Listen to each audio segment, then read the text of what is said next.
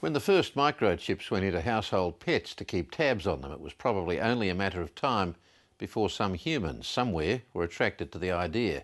And so it's come to pass. There's actually now a small number of people around the world with an implanted computer-like device that allows them, with just a swipe of a hand, to open a door or even activate a computer, just like a smart card or an e-tag.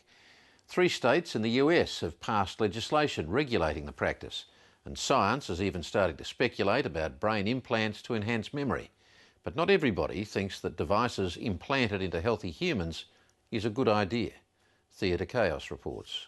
I wanted a more convenient way that made more sense to me to get into my office. IT professional Amal Grafstra describes himself as an implant hobbyist, a do-it-yourself microchipper. In 2005, he had a radio frequency identification device, or RFID, inserted into his hands. It's technology commonly used to identify dogs and cats. Every day after work, with the groceries in hand, I use it every day to get into the back door, and it's better than fumbling around for keys. Does it seem quite a dramatic thing to undertake just to be able to get into the house? For some, probably. But for me, when looking at it, I said, well, it's really just moving that RFID card from my pants pocket to a skin pocket. Amal Grafstra has modified his device to perform functions from starting up his motorcycle to accessing his computer. The RFID emits a low-level radio frequency, but the information on the chip can only be read and used by specific programmed readers. The chip I have is actually located in my hand. You can just about see it here. And it's about a centimetre or so long. It's a little glass capsule.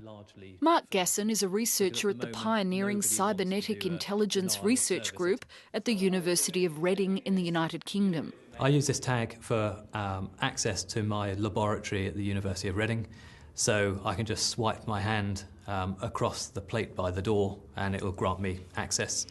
My mobile phone has a reader integrated into it, so when I'm using my mobile phone, it can directly read the tag in my hand. If someone else takes my mobile phone, it just doesn't work. To think something so small can connect you. It was in 2004 that microchips were first approved for human use in the United States. It's been marketed as a device linked to a medical records database, so in an emergency, a doctor can scan the chip and find out vital medical information. Providing immediate access to your medical records.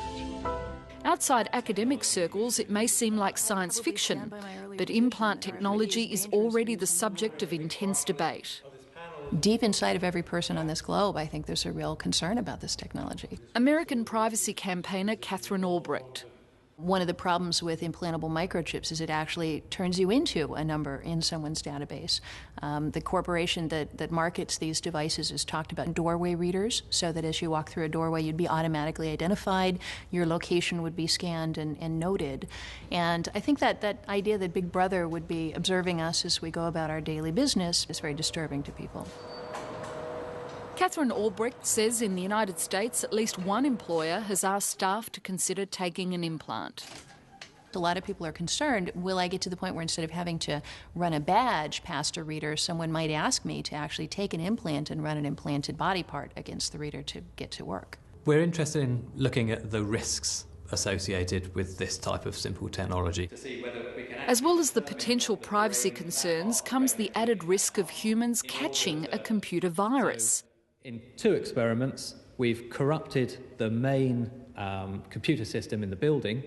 Recently, Mark Gasson made international headlines by deliberately infecting his chip under controlled conditions with a computer virus specifically designed to play havoc with the secure access system of the university building.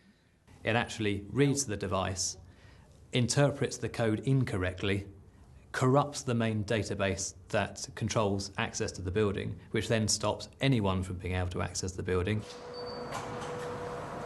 Part of the experiment also involved assessing the psychological impact of the virus. I've still found it a very violating experience. This is a tag that I've had for a year. I use it for access to the building. I use it all the time. To suddenly find that not only does it not work, but I'm potentially spreading a computer virus just by walking through the building is a very bizarre feeling because I can't just remove the tag. Katherine Albrecht wants greater regulation of the technology. 3 states, including California, have already passed legislation to regulate implant technology. I'd like to think that the people of the world will be able to stand together in solidarity and say, this is not our future, this is not a future that we want. And as a society that understands the risks of these kinds of technologies and the power that they would put into government hands, that we would stand up together and say, no, that's not the future that we want. We're going to go in a different direction. The problem is it's the sensational stories that really capture the imagination. Despite the potential drawbacks, Mark Gasson says the benefits of implant technology have already been proven in medicine.